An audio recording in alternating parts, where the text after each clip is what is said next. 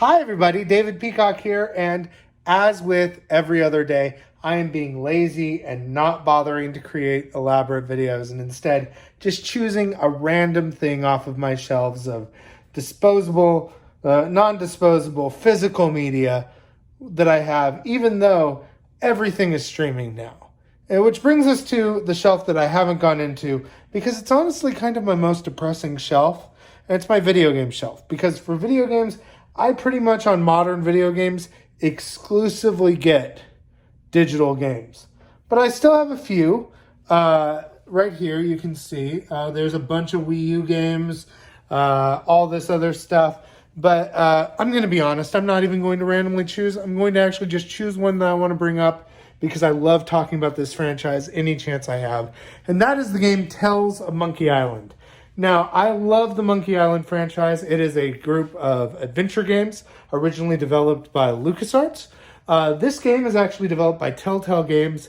This is one of the last games that they made before they made The Walking Dead and completely changed the way that they made all of their games. But this is not why we're talking about it, because I know what I do each time is I find some incredibly tiny way of bringing this that I actually wanted to talk about into the topic at hand.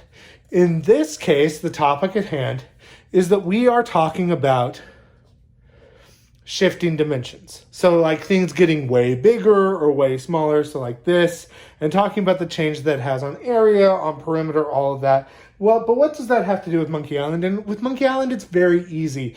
In the very first Monkey Island game, The Secret of Monkey Island, Guybrush Threepwood, our intrepid hero, gets to the titular Monkey Island, and whenever he does, there is a gigantic monkey head statue, a giant monkey head that enters and opens to this gigantic cave that is filled with lava, where the ghost pirate LeChuck has his ghost pirate ship.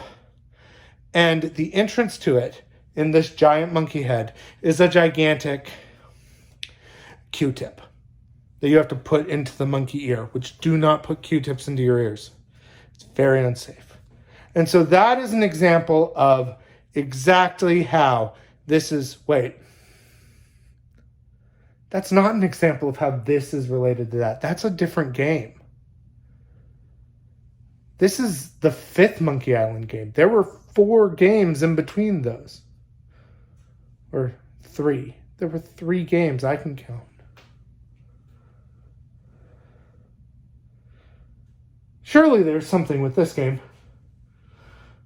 His hand looks big? No. No. Do I not have something?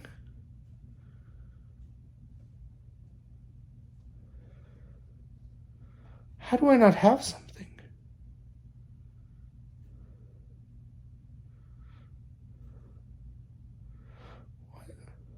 What's going on with me? I'm sorry. This is geometry. So let's talk about the effects of changing dimensions. We're going to first talk about what happens when we change dimensions non-proportionally. So we might make things wider but not taller, or different amounts of each. So let's just talk about that. So first, let's say you have a square, like this one right here. This one, each side is 2 units long. And so the area in this case would be 4 units squared.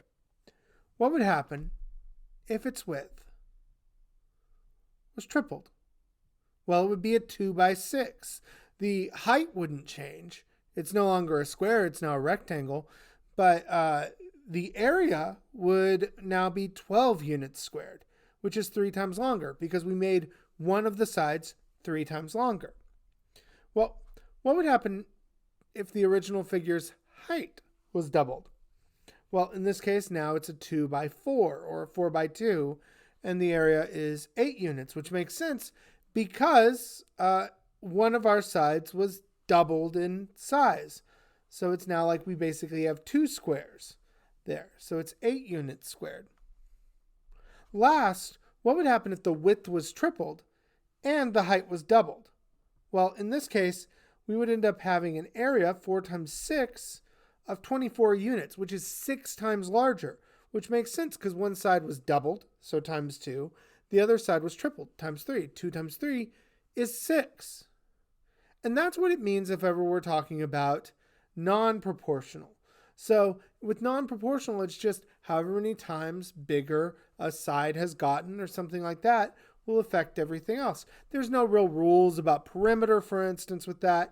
It's just this. So let's now talk about what happens if instead of everything getting like just wider or taller like a funhouse mirror, what if everything just got proportionally bigger, like the kid from the hit film Honey, I Blew Up the Kid, a movie that definitely kids your age watch all the time, starring Rick Moranis, a treasure that definitely all of you care about as much as me, someone born in 1985. So let's talk about proportionality.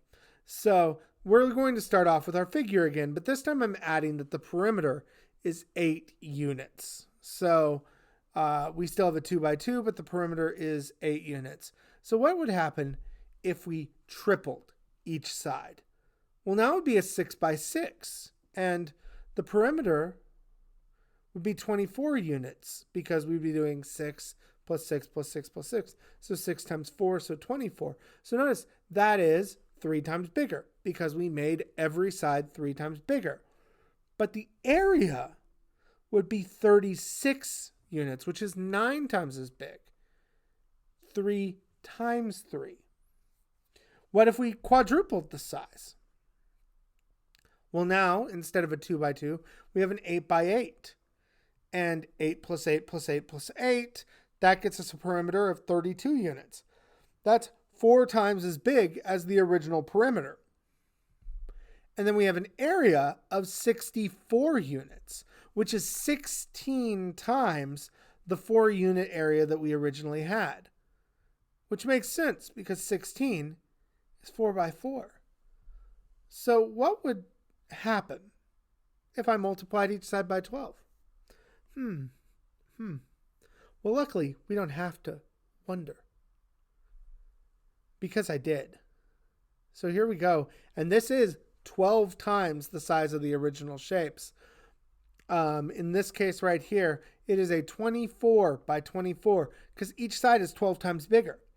That means the perimeter, 24 plus 24 plus 24, is going to be 96 units. And the area is going to be a whopping 576 units squared. That is 144 times bigger than the area of the original figure. 96 is 12 times more than 8 because it was 12 times, whereas 144 times bigger if we talk about the area. A good way to think about this if you're still having trouble kind of understanding it is think about it this way. If I have a square foot, that's 1 foot by 1 foot. How many square inches are in a square foot? Well, you have to remember, it's 12 sets of 12 inches. So it ends up being 144 square inches in a square foot. All right, so let's talk about the effects on changes in dimensions, kind of in a very specific, you could screenshot this once we get it done way. So if our change in dimension is A, and A is just whatever it is, so 2, 3, 4, 5, I could say if our change in dimension is 7, then if every side is 7 times bigger, then the perimeter is going to be 7 times bigger. Think about it this way. It's the distance to walk around is 7 times more because every side was 7 times longer. But the change in area on the inside is that number squared. So if we had something that's 7 times bigger, it's going to be 49 times bigger in terms of area. So there you go. And that's kind of it. That's all we have to talk about today. And all I'm going to ask for you all to do now, well, you already know what I'm going to ask you to do. It's the most important thing you could possibly do on this very day. Please, like and subscribe. Your pushing of that bell to get all my fire content could change a teacher's life. Comment, like, all of those things. Thank you so much. And have a wonderful day. I will see you next time on geometry.